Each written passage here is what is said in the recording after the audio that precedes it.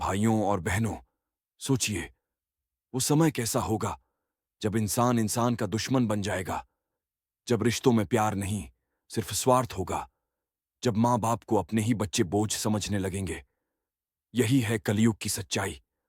पर क्या आप जानते हैं, ये कलयुग कब शुरू हुआ था, क्यों आया था, और सबसे बड़ा सवाल, इसका अंत कब और कैसे होगा?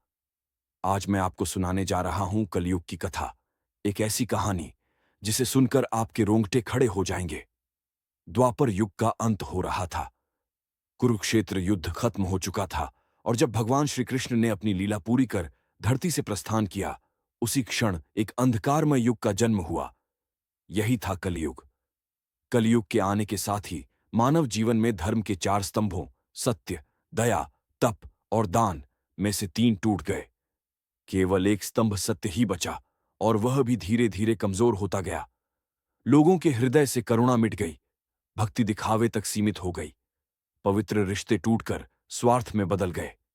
धन और वासना का नशा इंसान को इतना अंधा कर देगा कि भाई भाई को मारेगा, बेटा पिता को धोखा देगा, और राजा अपनी प्रजा का शोषण करेगा। यही है कलयुग की पहचान।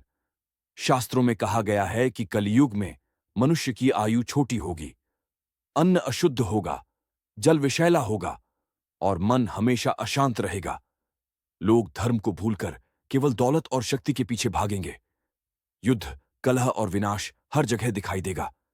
यही वह समय होगा जब पृथ्वी कराह उठेगी। पर भाइयों और बहनों, एक आशा की किरण भी है।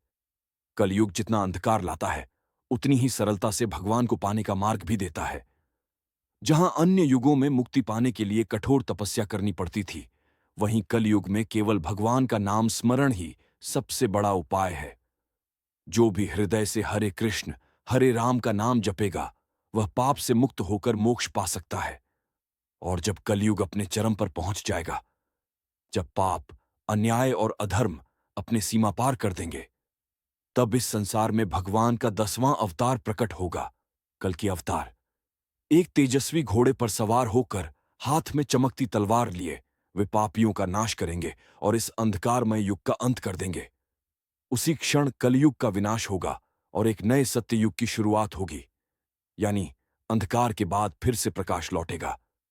तो दोस्तों, यह है कलयुग की कथा, एक चेतावनी भी और एक प्रेरणा भी।